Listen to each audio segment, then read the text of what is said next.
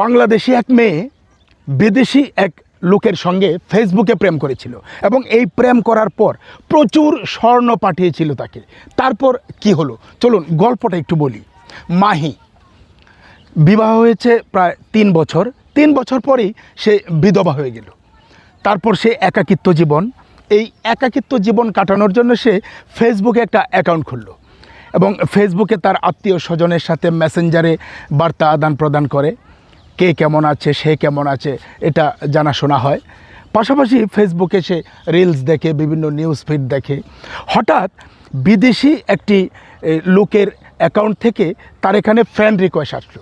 সে এটা অ্যাকসেপ্ট করলো এবং তারপর থেকেই শুরু হলো এই মেসেঞ্জারে এই বার্তা আদান প্রদান।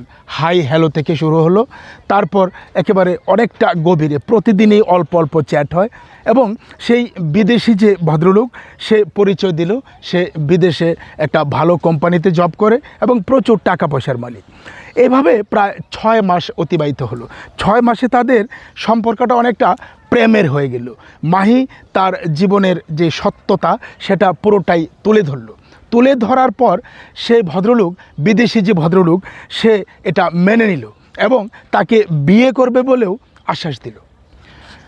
এর কয়েকদিন পর হঠাৎ করে মেসেঞ্জারে চ্যাট এবং চ্যাট করে বলল, আমি তোমাকে কিছু দামি উপহার দিতে চাই এবং সে দামি উপহারের মধ্যে তোমার গলার নেকলেস, হাতের বালা, আংটি, ব্রেসলেট, প্রায় অনেক স্বর্ণের যে জিনিস সেটা আমি তোমাকে দিতে চাই।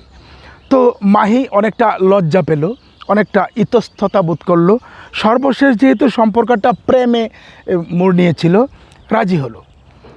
এর 4-5 দিন পরেই মাহির কাছে একটা ফোন আসলো এবং ফোনের ওই পার থেকে একজন ভদ্রলোক বলল যে, আমি ঢাকার কাস্টম হাউস থেকে বলছি, আপনার কিছু বিদেশি পণ্য এসেছে, এই পণ্যগুলি ছাড়ানোর জন্যে আপনাকে 30,000 টাকা ফিস দিতে হবে, তারপর আপনি এই আপনার পণ্যগুলি নিয়ে যেতে পারবেন।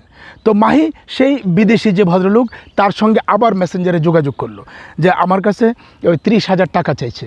ওই ভদ্রলোক মেসেঞ্জারে লিখলো যে, দিয়ে দাও, তোমার অনেক জিনিসপত্র আমি পাঠিয়েছি, এটা নেওয়ার জন্য টাকাটা দরকার। মাহি সে 30,000 টাকা ম্যানেজ করলো এবং সেই কাস্টম অফিসার নামক যে ভদ্রলোক তার বিকাশ অ্যাকাউন্টে পাঠিয়ে দিল।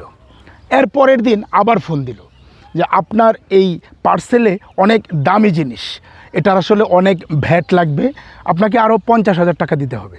তো আবার যোগাযোগ করলো সেই বিদেশি ভদ্রলোকের সঙ্গে।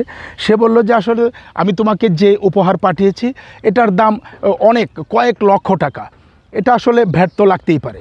তো মাহি তার আত্মীয় স্বজনের কাছ থেকে হাওলাত করে আরও 50,000 টাকা পাঠালো। পরের দিন আবার ফোন দিল যে, আপনার এখানে 50 লক্ষ টাকার উপরে জিনিস, এজন্যে এই ভ্যাটে হবে না, আপনাকে আরও টাকা দিতে হবে। তো মাহি এই বিষয়টা আর কাউকে না জানিয়ে তার যে গহনা টহনা ছিল নিজের, এগুলি সব বিক্রি করে আরও 2 লক্ষ টাকা পাঠালো। এভাবে তার 2,80,000 টাকা সেই কাস্টম হাউস নামক যে লোকটা ফোন দিত তাকে পাঠালো।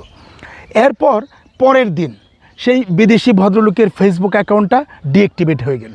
ওই অ্যাকাউন্টে আর মেসেঞ্জারও যোগাযোগ করা যায় না, অ্যাকাউন্টটি খুঁজে পাওয়া যাচ্ছিল না। আর কাস্টম হাউজের যে ভদ্রলোক ফোন দিত তার মোবাইল নাম্বারও বন্ধ।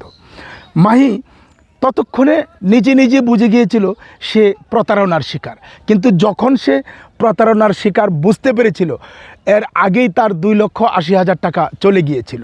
মাহি এমনিতে বিধবা মানুষ, তার আত্মীয় স্বজনের কাছ থেকে কিছু টাকা হাওলাত এনেছে, তার নিজের গহনা টহনা সব বিক্রি করে একেবারে সর্বশান্ত হয়েছিল। তারপর সে মাহি তার বান্ধবী 2-1জনের সাথে বিষয়টা শেয়ার করলো। তারপর সবাই মিলে যখন আলোচনা করলো তখন বুঝতে পারলো মাহি একজন প্রতারকের শিকার হয়েছে। ওই বিদেশি অ্যাকাউন্টটা আসলে কোনো বিদেশির না, এটা দেশীয় কোনো লোকের মানে প্রতারকের অ্যাকাউন্ট এবং ওই নাম্বারটাও কোনো প্রতারকের। আসলে কাউকে মানে না জেনে না বুঝে, কারো সাথে কথা না বলে, কাউকে ভিডিও কলে না দেখে আপনি কাউকে যদি বিশ্বাস করেন তাহলে এভাবে ঠকতে হবে। এই ফেসবুক হোয়াটসঅ্যাপ মানে সামাজিক যে যোগাযোগ মাধ্যম এগুলি কিন্তু মানুষের ভালোর জন্য তৈরি করা হয়েছে। যারা এটাকে প্রতারণা হিসাবে ব্যবহার করে তাদের থেকে সাবধান থাকতে হবে। মাহি কিন্তু যদি প্রথমেই টাকাটা না পাঠিয়ে অনেকের সঙ্গেই আলোচনা করত, যোগাযোগ করত, বোঝাবুঝি কিংবা প্রশাসনের কাছে যেত, প্রশাসনের যে আইটি সেক্টর রয়েছে তারা কিন্তু এই প্রতারণাটা বুঝে ফেলতো, মাহির টাকা আসলে মানে বিয়োগ হতো না তার হাত থেকে। মাহির টাকাটা হারিয়ে তারপর বুঝেছিল সে প্রতারণার শিকার হয়েছে। তাই সাবধান থাকবেন। এভাবে মেসেঞ্জারে প্রেম করে বিদেশি বিদেশি বলে অনেকেই আপনার কাছ থেকে নীরবে টাকা নিয়ে যাবে, যা আপনি কাউকে বলতেও পারবেন না। তারপর যখন সব হারাবেন তখন মানুষকে বলেও কোনো লাভ হবে না। এই ছিল বিধবা মাহির গল্প। থাকবেন আমাদের সঙ্গে, আমাদের গল্প চ্যানেলটি সাবস্ক্রাইব করবেন আর প্রতারক থেকে সাবধান থাকবেন।